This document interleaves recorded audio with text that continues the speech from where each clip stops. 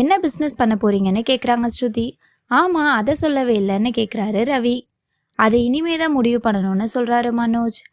உடனே முத்து, பாத்தியாப்பா என்ன செய்ய போகிறோன்னே தெரியல, அதுக்குள்ளே காரை வாங்கிட்டு வந்து நிற்கிறான் அப்படின்னு சொல்கிறாரு.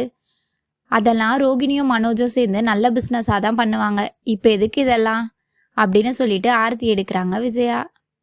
ரோகிணிக்கும் மனோஜுக்கும் எல்லாரும் பெஸ்ட் விஷஸ் சொல்கிறாங்க.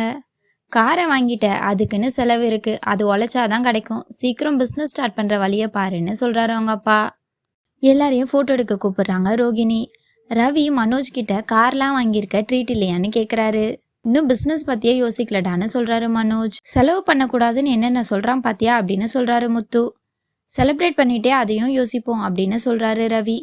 சரி ஓகே, ஆளுக்கு ஒரு பீர் தான் அப்படின்னு சொல்கிறாரு. இதை மாடி கொண்டு வரத்துக்குள்ளே உயிரே போயிடுச்சுடான்னு சொல்கிறாரு மனோஜ். ஏண்டா அன்னிக்கிட்ட சொல்லலையான்னு கேட்குறாரு ரவி. சொல்லிட்டேன்டா, ஒரு பீருக்கு தான் கெஞ்சி பெர்மிஷன் வாங்கியிருக்கேன்னு சொல்கிறாரு. நானும் தாண்டா அப்படின்னு சொல்கிறாரு ரவி. மனோஜ் முத்துவை பார்த்து இவனுக்கு எந்த பிரச்சனையும் இல்லை, எவ்வளோ குடித்தாலும் இவன் ஒய்ஃப் கண்டுக்க போகிறது இல்லைன்னு சொல்கிறாரு.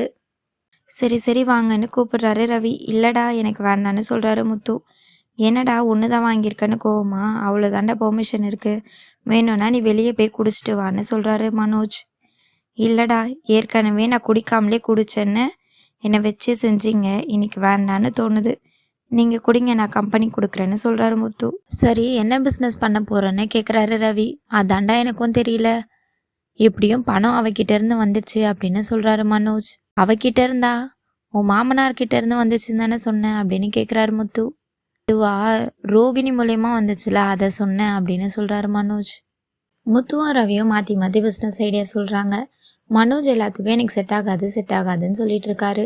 உடனே முத்து, நீ பிஸ்னஸ் பண்ணுற ஐடியாலலாம் இல்லை, காசை காலி பண்ணலான் தான் இருக்க அப்படின்னு சொல்கிறாரு. அது எனக்கு பிடிக்கணும்ல, ரொம்பலாம் அலையக்கூடாது, ஆனால் காசு வரணும் அப்படின்னு சொல்கிறாரு மனோஜ். அப்போ கரெக்டாக ஒரு வேலை இருக்குடா, அதில் உனக்கு முன் அனுபவமும் இருக்குன்னு சொல்கிறாரு முத்து. என்னடா வேலை சொல்லுன்னு கேட்குறாரு மனோஜ். அதான் கொஞ்சம் நாளைக்கு முன்னாடி கோயில் வாசலில் உட்காந்து பண்ணி கேட்குற மாதிரி உட்காந்த இடத்துலையே இருந்து பார்க்குற வேலைன்னா பிச்சை எடுக்கிறது மட்டும்தான் அப்படின்னு சொல்லி சிரிக்கிறாங்க முத்துவும் ரவியும்.